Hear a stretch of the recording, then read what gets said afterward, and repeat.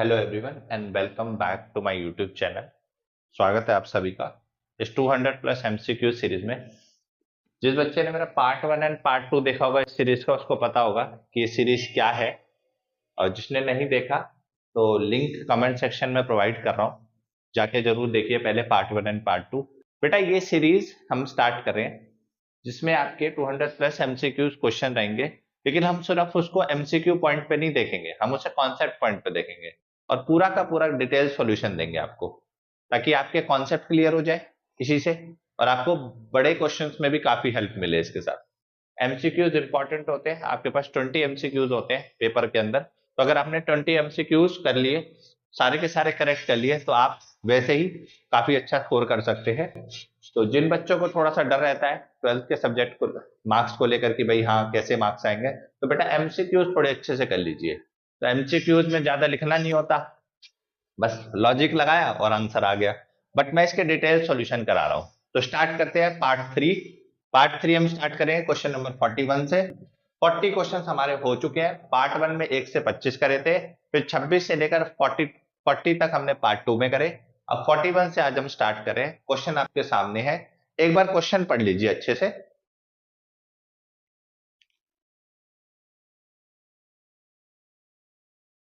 Question है A into adjoint of A, आपको value निकालनी है ए का determinant plus A into adjoint of A. तो जिसने पार्ट 1 देखा होगा उसको पता होगा कि ये कॉन्सेप्ट क्या है। दोबारा से देख लीजिए भाई, ए इंटू एडजॉइंट ऑफ ए, कभी भी आप बात करते हैं तो वो डिटर्मिनेंट ऑफ ए इंटू आई के इक्वल होता है। ये फॉर्मूला याद रखना है आपको। सेकंड चीज, ए इंटू एडजॉइंट ऑफ ए का कभी भी डिटर्मिनेंट बोले तो ये दोनों बातें सेम है। ठीक है, चलिए स्टार्ट करते हैं। ए इंटू एडजॉइंट ऑफ ए किसके इक्वल है? डिटर्मिनेंट ऑफ ए इंटू आई। इसको मैं लिख सकता हूं -1 इंटू आई। भाई दोनों बातें सेम ही तो है, नेगेटिव आइडेंटिटी मैट्रिक्स ही तो है। बस कंपेयर करा, डिटर्मिनेंट ऑफ ए कितना आ गया? -1। अब हमें निकालना क्या है? Determinant A plus determinant of A into adjoint A. Determinant कितना आ रहा है? -1। Determinant A into adjoint of A, ये रहा डिटर्मिनेंट ऑफ ए की power n। n is the order of matrix. क्या ऑर्डर है? 3 इंटू 3। डिटर्मिनेंट कितना आ रहा है? -1 की पावर 3। भाई -1 की power 3, minus minus plus minus, -1 -1 -2। This is the final answer. Note कर लीजिए।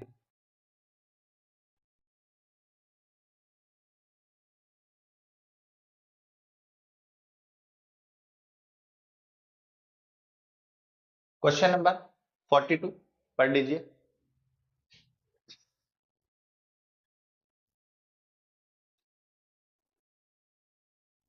क्वेश्चन नंबर 42 में कह रहा है आपको प्रिंसिपल वैल्यू निकालनी है बच्चा।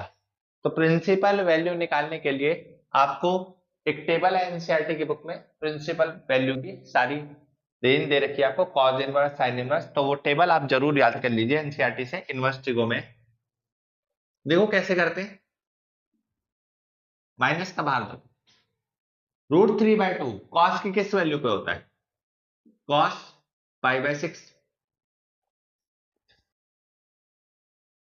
और कॉस π/6 है, अगर आप इसको नेगेटिव को अंदर लेके जाओगे तो ये कॉस -π/6 होगा। और आप जानते हो कि जो कॉस की जो रेंज होगी, कॉस इनवर्स के लिए जो रेंज होगी वो होती है 0 से पाई। अब ये कॉस इनवर्स से कॉस नहीं कट सकता, क्यों? क्योंकि जो रेंज है प्रिंसिपल वैल्यू के लिए वो 0 से पाई है। तो कॉस इनवर्स से कॉस तभी कटेगा जब आंसर इन दोनों के बीच में हो, लेकिन ये आंसर इन दोनों के बीच में नहीं है, इसका मतलब पहले से कन्वर्ट करना पड़ेगा। तो देखो कन्वर्ट कैसे करेंगे भाई, नेगेटिव कब आएगा? पाई -π/6 कर दो, नेगेटिव आ जाएगा सेकंड क्वाड्रेंट में। सीधी सीधी बात भाई, पाई -π/6 करेंगे तो यही वाला स्टेप तो आएगा, माइनस का cos π/6। Pi minus pi by 6 कौन सा हो गया? 5 पाई बाय 6। अब चेक कर लेते हैं क्या अब आ रहा है प्रिंसिपल वैल्यू में? 30, 35, 150, बिल्कुल। अब कॉस इनवर्स से कॉस कैंसिल हो गया, आंसर आ गया 5 पाई बाय 6। तो this is the final answer. इसके लिए आपको दो चीजें याद होनी चाहिए, एक तो प्रिंसिपल वैल्यू की जो टेबल है वो याद होनी चाहिए कि भाई ये रेंज कहां से कहां तक लाई करती है, और दूसरा आपको याद होनी चाहिए 10th क्लास में ट्रिग्नोमेट्रिक टेबल कराई थी साइन कॉस टेन की, 0, 30, 60, 90 सारी वैल्यू याद होनी चाहिए, नोट कर लीजिए।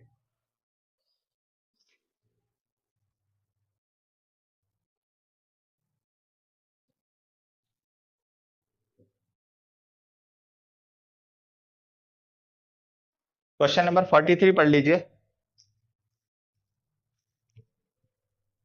I cap minus 2j cap plus 7k cap dot 2i cap plus pj cap plus 4k cap is equal to 0, find the value of p। तो देखिए बेटा, ये है डॉट प्रोडक्ट, और डॉट प्रोडक्ट में क्या होता है, सिंपल सा कंसेप्ट लगता है कि i dot i, j dot j और k डॉट k हमेशा 1 के इक्वल होते हैं, ये याद रखना। और i dot j, j dot k और k डॉट i ये सारे के सारे 0 के इक्वल होते हैं। मतलब जो सेम वाले होते हैं वो 1 के इक्वल होते हैं, और जो अपोजिट वाले होते हैं वो 0 के इक्वल होते हैं। ठीक है, तो i डॉट i 1 तो 2 आ गया, j डॉट j 1 और माइनस 2p आ गया, k डॉट k 1 7 4 तो 28 आ गया। बस सिंपल सा डॉट प्रोडक्ट करना था। 28 प्लस 2 30, माइनस का 2p उधर जाके प्लस का 2p, दोनों तरफ 2 से डिवाइड किया, 15 इक्वल्स टू p। तो ये सिंपल आपका डॉट प्रोडक्ट था। डॉट प्रोडक्ट कर दो दोनों का डॉट प्रोडक्ट 0 आ रहा है, p की वैल्यू 15 आ रही है। तो एक और चीज होती है, अगर दो वेक्टर का डॉट प्रोडक्ट 0 होता है, इसका मतलब ये दोनों वेक्टर आपस में एक दूसरे के परपेंडिकुलर होते हैं। यहां से ये चीज भी समझ लो कि अगर दो वेक्टर का डॉट प्रोडक्ट 0 होता है,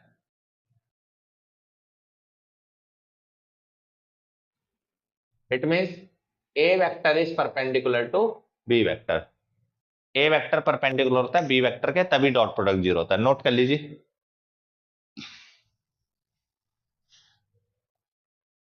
क्वेश्चन नंबर 44 एलपीपी का क्वेश्चन है। क्वेश्चन देख लीजिए एक बार। कह रहे मिनिमम जेड निकालना है। तो मिनिमम जेड निकालना बहुत आसान है, 3 पॉइंट दिए हुए हैं, तीनों के तीनों पॉइंट को एक एक बार रख के देख लेते हैं, और जिसमें सबसे मिनिमम वैल्यू होगी वही मिनिमम जेड होगा। ये 3 पॉइंट कौन से आए? जो शेडेड रीजन है उसके बीच के पॉइंट आए हैं। चलिए देखिए, ए के लिए जेड निकालते हैं, क्या होगा? 33 प्लस 40 कितना हो गया? 7, 47। बी के लिए जेड निकालते हैं, 0 प्लस 7 3 जा 21, 21 आ गया।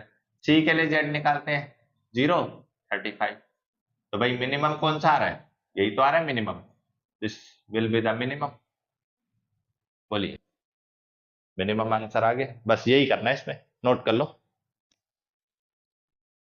चलिए बच्चा, क्वेश्चन नंबर 45 पढ़ लीजिए। The area of parallelogram whose adjacent sides are given by this। तो एरिया ऑफ पैरेललोग्राम निकालना है जिसकी एडजेसेंट साइड दिए। देखिए बेटा, एरिया ऑफ पैरेललोग्राम निकालने के लिए दो फॉर्मूले यूज होते हैं। एक फॉर्मूला यूज होता है magnitude of A cross B, जब व्हेन ए वेक्टर और बी वेक्टर रिप्रेजेंट करे साइड्स को, तब। और half of A cross B कब? When A vector B vector represent करे डायगोनल को। तो ये दोनों फॉर्मूले आपको एरिया ऑफ पैरेललोग्राम के पता होने चाहिए कि कब कौन सा फॉर्मूला लगेगा। अब इस क्वेश्चन में हमें कह रहा है ये दोनों साइड को रिप्रेजेंट कर रहे हैं, तो साइड को रिप्रेजेंट कर रहे हैं तो क्या हो गया? ए वेक्टर कितना होगा? 2i cap plus 0j cap minus 3k cap, क्योंकि j है ही नहीं। B vector 4 0i cap plus 4j cap plus 2k cap. आपको क्या निकालना है? A cross b. Cross product कैसे होता है? जैसे डिटर्मिनेंट सॉल्व होता है वैसे ही क्रॉस प्रोडक्ट होता है। आई जे के 2 0 -3 0 4 2। चलिए आई को बाहर रखा, वही प्लस माइनस प्लस वाला तरीका। आई को बाहर रखा 2 × 0 0 माइनस 4 3 12, पहले से ही माइनस है तो प्लस, फिर माइनस का जे 2 2 4 0 × 3 0 प्लस के कैप 4 2 8 माइनस 0 12 आई कैप माइनस 4 जे कैप प्लस 8 के कैप। ये आपका आ गया ए क्रॉस बी। आपको क्या निकालना है इसका मैग्नीट्यूड। तो मैग्नीट्यूड निकालने के लिए आप क्या करेंगे, नेक्स्ट स्टेप में मैग्नीट्यूड निकालने के लिए आप क्या करेंगे, अंडर रूट ऑफ 12 का स्क्वायर प्लस माइनस 4 का स्क्वायर प्लस 8 का स्क्वायर, 8 का स्क्वायर 64, 8 का स्क्वायर। चलिए कितना है, अंडर 144 प्लस 16 प्लस 64 कितना हो गया, 64 6 70 80 4 224 रूट 224 आ गया। ठीक है, तो अगर ये आ गया तो एरिया ऑफ पैरेललोग्राम आ गया।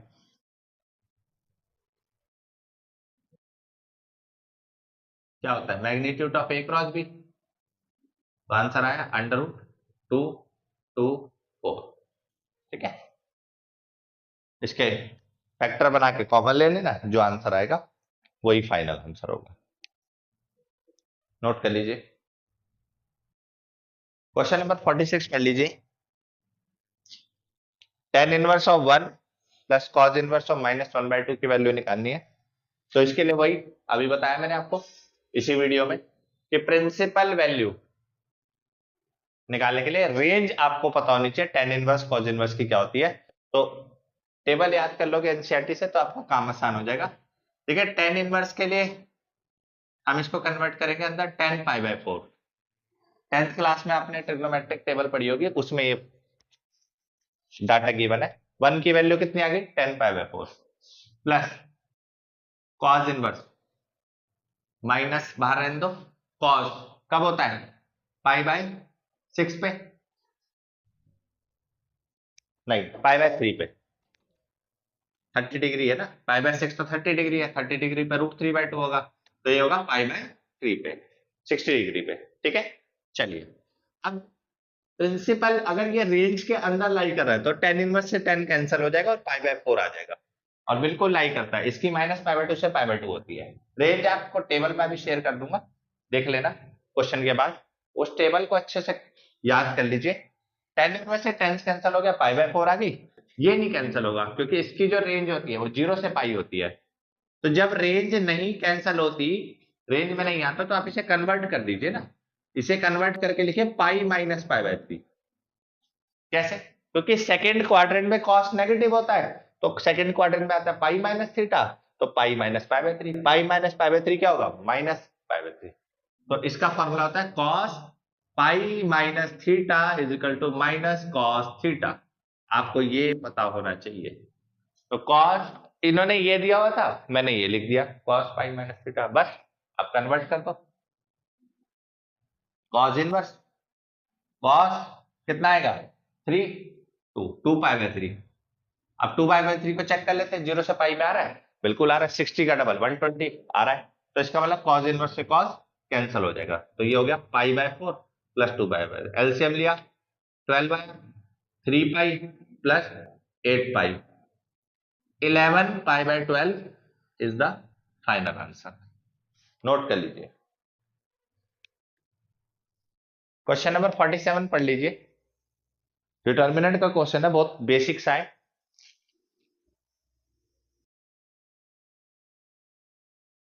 देखिए क्या करना है, एक्स की वैल्यू निकालनी है, तो बहुत आसान है, मल्टीप्लाई कर दीजिए, 2 1 2 -20। ठीक है, फिर मल्टीप्लाई कर दीजिए 2x² -24, ये कितना हो गया -18, 2x² -24, माइनस का 24 इधर आके क्या हो जाएगा, प्लस का 24, 2x², 6 आ गया बाई 2x², कितनी आ गई वैल्यू 3, है ना। x की वैल्यू कितनी आएगी, प्लस माइनस √3।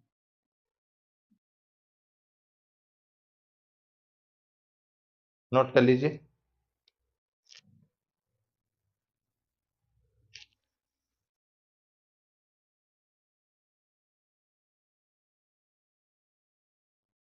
क्वेश्चन नंबर 48 पढ़ लीजिए। इक्वेशन ऑफ लाइन दी है AB की, कार्टेशियन फॉर्म दे रखी है, डायरेक्शन रेशियो निकालना है आपको। लाइन पैरेलल टू AB, जो AB लाइन है, इस लाइन के पैरेलल जो लाइन होगी उसके DR निकालने हैं। तो देखिए कैसे होगा। एक काम करते हैं, हमारे को ये लाइन दी है तो हम इस लाइन के DR निकाल लेते हैं पहले। प्लस का 2 क्या कर दिया, माइनस का। स्टैंडर्ड फॉर्म तो यही होती है। अब ध्यान रखना है DR लिखते वक्त x का कोफिशिएंट 1 प्लस में, y का कोफिशिएंट 1 प्लस में, z का कोफिशिएंट 1 प्लस में, ये तीनों सेम होने चाहिए। चलिए, DR of AB, direction ratio of AB, AB का डायरेक्शन रेशियो क्या हो गया, -1, -2, -4।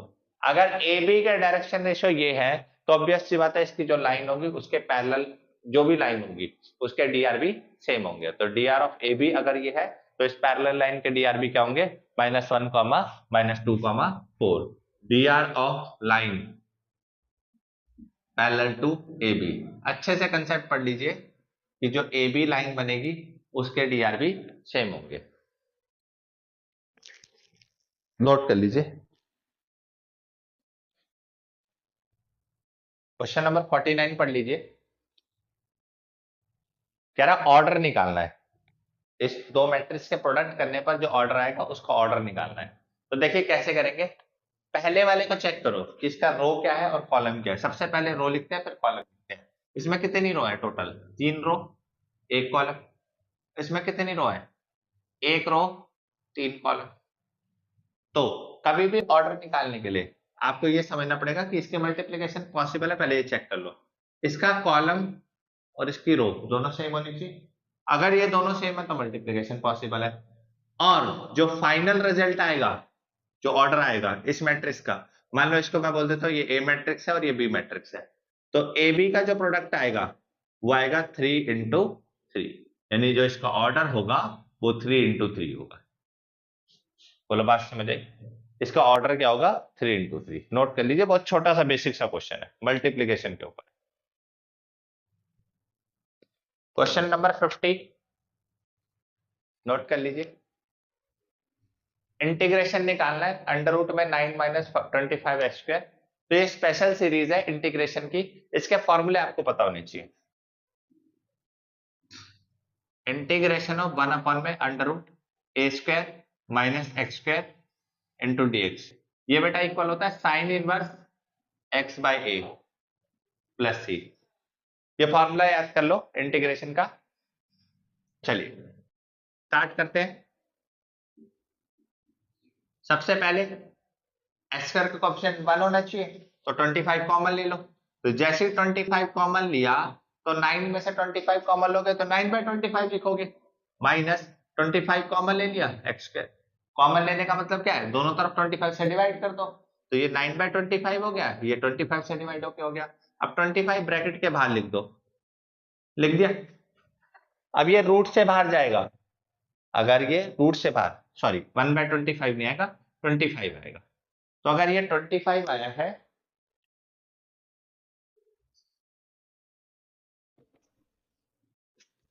ठीक है, ये 25 आया है, ये रूट से बाहर आने पर कैसा हो जाएगा, 1/5 हो जाएगा, क्योंकि रूट स्क्वायर रूट से बाहर आ गया। तो dx अपॉन में अंडर रूट 9/25 को मैं लिख सकता हूँ 3/5 का होल स्क्वायर माइनस x²। तो ये बेटा आपकी √a² - h² वाली इंटीग्रेशन बन गई, जिसको आप बोलते हैं sine inverse of x/a। Sine inverse of x/a, a कितना हो गया 3/5 प्लस c, तो हो गया 1/5 sine inverse of 5x/3 plus ठीक, नोट कर लीजिए।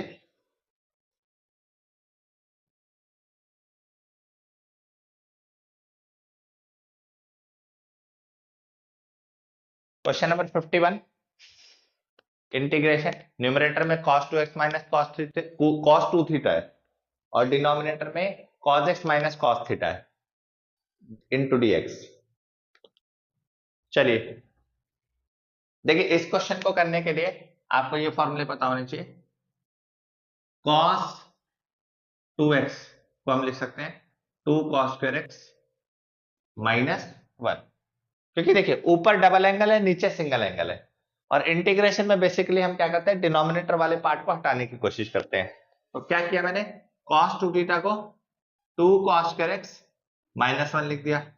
ऐसे ही cos 2 थीटा को 2 cos स्क्वायर थीटा माइनस 1 लिख दिया, divided by cos x minus cos theta into dx। ये आपका पहला स्टेप हुआ। ब्रैकेट खोली, 2 cos square x minus 1 minus 2 cos square theta minus minus plus, divided by cos x minus cos theta into dx। बोलो minus 1 से plus 1 cancel हो गया, तो ये बचा 2 कॉमन ले लो, ये बचा cos square x minus cos square theta upon में cos x minus cos theta into dx। ये फॉर्मूला किसका बन गया, A square minus B square का। और A square minus B square का फॉर्मूला क्या होता है, A minus B into A plus B.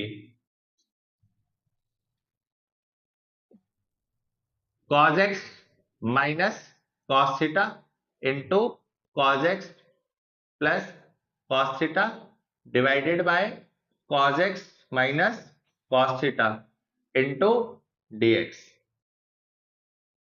कुछ कट रहा है, cos x minus cos theta से cos x minus cos theta cut गया।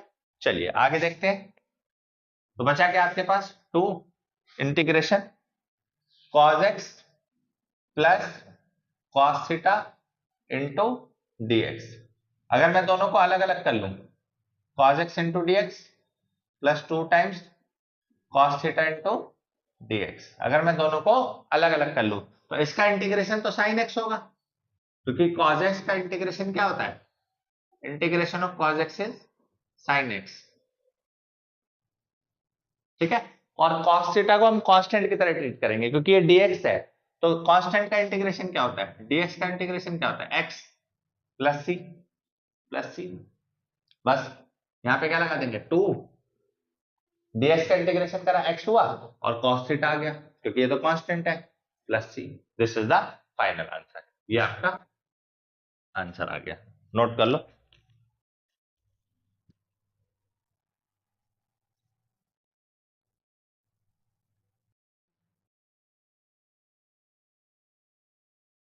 चलिए बच्चा, क्वेश्चन नंबर 52 पढ़ लीजिए। cos 15 sin 15 sin 75 cos 75 value निकालनी है। क्या करें, डिटरमिनेंट निकाले सीधा सीधा। भाई cos को cos से मल्टीप्लाई किया तो cos 15 into cos 75 minus sin 15 into sin 75। इसको देखते ही एक आइडेंटिटी याद आ जानी चाहिए, क्या होती है, cos a cos b minus sin a sin b। ये हो जाती है cos a plus b। cos a plus b का मतलब cos 15 प्लस 75 कितना हो गया, cos 90। cos 0 क्या होता है, 1, cos 90 क्या होता है, 0। तो 0 is the final answer, note कर लीजिए।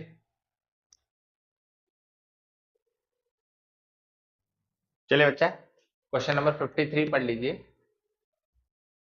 If A is a non-singular square matrix of order 3 such that A square is equal to 3A, find the determinant of A।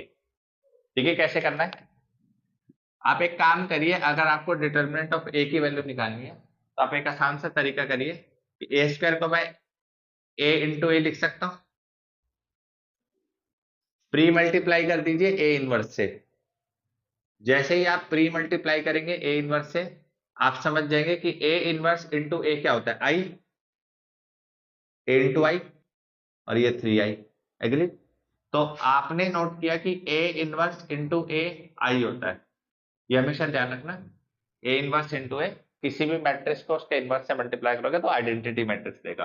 अब क्या करें, दोनों तरफ डिटर्मिनेंट लगा दे, और ऑब्वियस सी बात है डिटर्मिनेंट क्या होगा, आइडेंटिटी मैट्रिक्स का तो 1 ही होता है। जैसे ही आपने डिटर्मिनेंट लगाया तो अब डिपेंड करता है ऑर्डर कितना है, ऑर्डर कितना है 3, ऑर्डर ऑफ मैट्रिक्स कितना है 3। तो जैसे ही ये कांस्टेंट वैल्यू डिटर्मिनेंट से बाहर आएगी तो उसके ऊपर पावर आ जाएगी ऑर्डर की, ये मैंने आपको इससे पहले वाली वीडियो में भी समझाया हुआ है। तो वो कितनी आएगी, 3 की पावर 3। बस आइडेंटिटी मैट्रिक्स का डिटरमिनेंट क्या होता है, 1 होता है, इसलिए मैंने यहाँ पे भी नहीं लिखा। तो ये कितना हो गया 20, ए का डिटरमिनेंट 20। ये बात ध्यान रख लो कि कभी भी किसी भी मैट्रिक्स का डिटरमिनेंट करना हो, उसके साथ कोई स्केलर क्वांटिटी मल्टीप्लाई हो तो वो ऐसे हो जाता है, और n ऑर्डर पर डिपेंड करता है। नोट कर लीजिए, 27 is the final answer. Question number 54 पढ़िए, प्रोबेबिलिटी का क्वेश्चन है। ए इवेंट ऐसा है जिसके अंदर 3 से ज्यादा नंबर होंगे, number greater than 3। B event ऐसा है जिसमें नंबर ग्रेटर लेस देन 5 है। ए यूनियन बी निकालना है। तो अगर ए यूनियन बी निकालना है तो मुझे एक फॉर्मूला पता होना चाहिए, probability of a union b equals to probability of a plus probability of b minus probability of a intersection b. ये फॉर्मूला याद कर लो। तो अगर ए 3 से बड़ा है तो ए की प्रोबेबिलिटी कितनी होगी, 3 से बड़ा कौन कौन हो गया, 4 5 6, total outcome 3/6, favourable outcome 3, total outcome 6, answer आ गया 1/2। आगे देखो, बी इवेंट की बात करें, 5 से छोटे 1 2 3 4, 4/6, कितना आ गया 2/3। अब प्रोबेबिलिटी ऑफ ए पता है, बी पता है, ए इंटरसेक्शन बी और निकाल दो। ए इंटरसेक्शन बी का मतलब क्या होगा, कॉमन।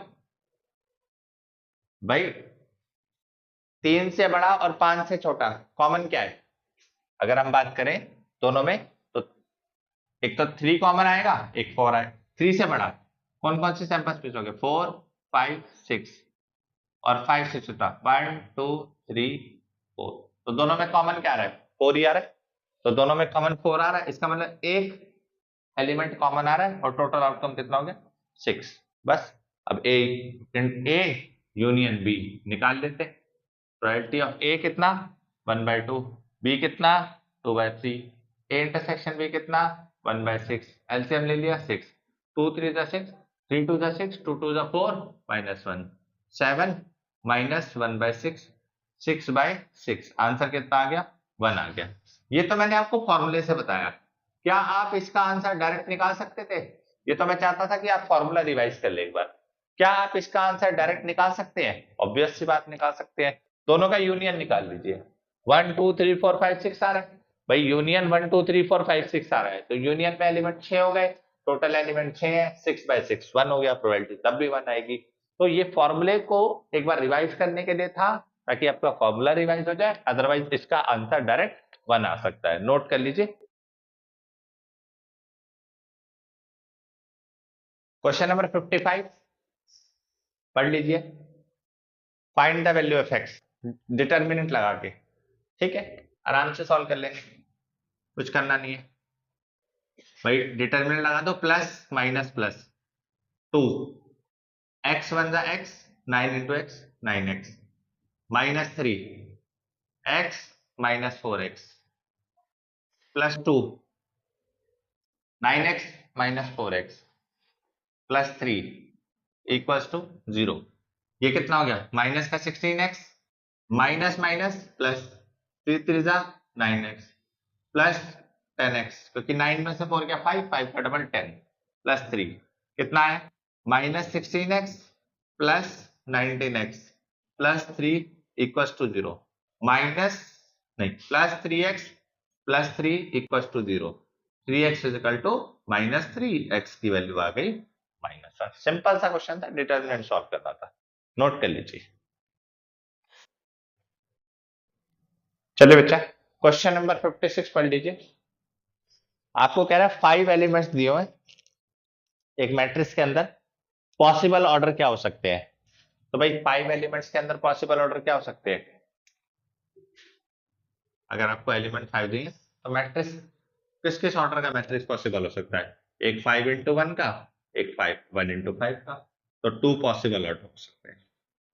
बस कभी भी ऐसा हो तो इस तरीके से। और अगर मान लो तो 5 ना बोलता, ये बोल देता 8 एलिमेंट पॉसिबल है। तो 8 एलिमेंट के लिए 1 इंटू 8, 2 इंटू 4, 4 इंटू 2 और 8 इंटू 1। ये 4 पॉसिबल ऑर्डर है, 4 पॉसिबल ऑर्डर। तो इस तरीके से आप ऑर्डर चेक कर सकते हैं, possible order 1 into 8, 2 into 4, 4 into 2, 8 into 1। Note कर लीजिए। Question number 57, foot of the perpendicular निकालना है इस पॉइंट का, किस प्लेन पर, एक्सजेड प्लेन पर। तो बहुत आसान सा कंसेप्ट है। कभी भी आपको फुट ऑफ द परपेंडिकुलर निकालने को बोले, आप एक काम करिए सिंपल सा। आप देखिए प्लेन कौन सा है, एक्सजेड प्लेन है। तो इसमें क्या मिसिंग है, वाई एक्सिस मिसिंग है। तो जब वाई एक्सिस मिसिंग है और प्लेन एक्सजेड प्लेन पर, वाई एक्सिस का पॉइंट तो हो ही नहीं सकता। कहीं पे भी आप चले जाइए। तो बस आपको कुछ नहीं करना, आपको Q की जो वैल्यू लिखनी है वो लिखनी है -2, 0, 7। जैसे मान लो ये प्लेन है, ये x और ये z प्लेन है। अब इसमें ये एक्सिस y एक्सिस है। तो अगर कोई पॉइंट यहां पे है मेरा, तो ये x y z तीनों प्लेन में है, क्योंकि ये x एक्सिस भी है, z एक्सिस भी है और y एक्सिस भी है। अगर मैं इस पॉइंट को जैसे जैसे पास लेता जाऊंगा तो मेरी y की वैल्यू घटती जाएगी। और जब मैं इस प्लेन पे इस पॉइंट को रख दूंगा तो मेरा x एक्सिस का पॉइंट आ रहा है, जेड एक्सिस से डिस्टेंस आ रहा है, लेकिन वाई एक्सिस से तो जीरो आ रहा है ना डिस्टेंस। बात समझ आई। तो वाई एक्सिस से क्या हो गया, जीरो हो गया। तो इसका मतलब एक्स एक्सिस से डिस्टेंस आ रहा है, जेड एक्सिस से आ रहा है, वाई से जीरो। तो कभी भी जोन सा प्लेन बोले उसमें मिसिंग वाला पार्ट देख लेना। अगर ये वाई जेड बोलता तो मैं एक्स को जीरो बोल देता, फिर 0,8, 7 आ जाता। This is the point. अब ये है foot of the perpendicular. This is the foot of the perpendicular of this point on YZ plane. I hope आपको concept समझ आया। नोट कर लो। क्वेश्चन नंबर 58 देखिए, आपको कोफैक्टर निकालना है इस मैट्रिक्स का, कोफैक्टर निकालना है। कोफैक्टर किसका निकालना है, सेकंड रो थर्ड कॉलम का। क्वेश्चन पढ़ लीजिए। एक फॉर्मूला देखिए, चलिए फॉर्मूला क्या होता है कोफैक्टर निकालने का। कोफैक्टर को सी से भी रिप्रेजेंट कर सकते हैं, ए से भी कर सकते हैं। ए आई जे माइनस का 1, i plus j, m i जे। अब बोलो सर एम आई जे क्या होता है, माइनस। अगर ये कोफैक्टर होता है तो ये माइनस होता है, तो ये माइनस को रिप्रेजेंट करता है। ठीक है, तो ये कॉन्सेप्ट आपको पता नहीं चाहिए। A i j equal to -1 i plus j m i j minus. अभी माइनस देखते हैं कैसे निकालते हैं, देखना जरा। तो मैंने क्या किया, -1 की पावर 2 + 3 m23 लिख दिया। इतना मुझे समझ आ गया कि मेरा आंसर जो है ये -m23 आएगा। अब देखिए माइनर कैसे निकालते हैं, सीखिए। देखिए सेकंड रो और थर्ड कॉलम, सेकंड रो और थर्ड कॉलम को छुपा दीजिए। तो जब मैं सेकंड रो और थर्ड कॉलम को छुपाऊंगा तो मेरे पास एलिमेंट बचेगा 4 3 1 2। बस इसका डिटर्मिनेंट निकाल दो, आंसर आ गया। 4 2 8 -3। तो इसका आंसर आ गया -5। This is the final answer. Note कर लीजिए। क्वेश्चन, बाउंड्री रीजन के अंदर 4 पॉइंट दे रखे हैं। एक ओरिजिन वाला हो गया, एक ए वाला हो गया, एक बी वाला हो गया, एक सी वाला हो गया। और वो आपको कह रहा है कि ए और बी के बीच में रिलेशन निकालना है जब जेड मैक्सिमम है, जेड जब मैक्सिमम है। और जेड मैक्सिमम कह रहा है इन 2 पॉइंटों पे, दोनों पॉइंट पे मैक्सिमम है। तो बस रिलेशन निकालना बहुत आसान हो गया। क्या करना है हमारे को, जेड लिखा 2a, पहला पॉइंट लगाया 250, b की वैल्यू कितनी 0, तो ये कितना हो गया 500a, ये तो 0 हो गया, तो z इज इक्वल टू 1। अब देखो सेकंड देखो, z इक्वल टू 200 लगाना है, तो 2 इंटू 200 प्लस b, y की वैल्यू कितनी 50, तो ये आ गया 400a plus 50b, z is equal to condition. अब दोनों पे मैक्सिमम आ रहा है और मैक्सिमम वैल्यू तो सेम ही होगी, तो दोनों को कंपेयर कर देते हैं। जब मैंने दोनों को कंपेयर किया तो मुझे रिजल्ट जो मिला वो ये मिला, बस प्लस का 400 इधर आके क्या हो जाएगा माइनस का, तो 5 में से 400 गया, कितना बचा 100, 100 इज इक्वल टू 50b, यानी 2a is equal to b। This is the final answer. ये a और b के बीच में रिलेशन आ गया, नोट कर लीजिए।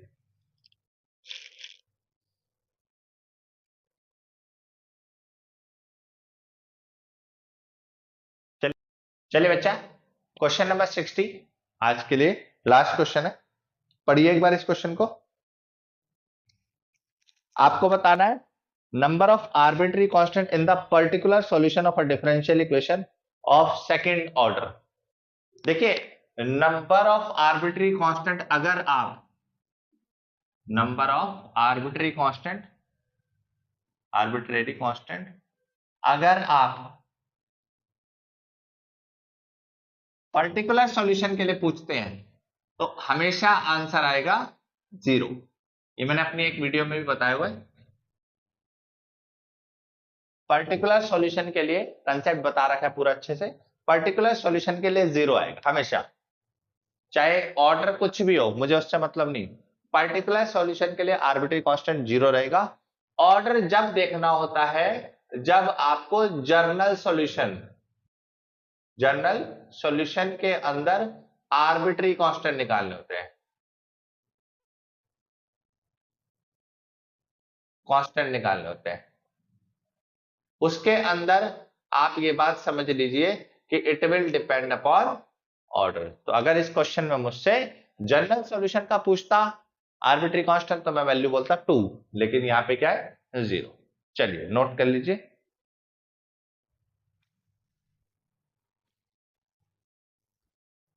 चलिए बच्चा, आज के लिए इतना ही, मिलते हैं अगली वीडियो में। तब तक के लिए देखते रहिए वीडियो, प्रिपेयर करते रहिए आप, ठीक है, क्योंकि प्रिपरेशन आपकी क्वेश्चन से ज्यादा बेहतर हो सकती है।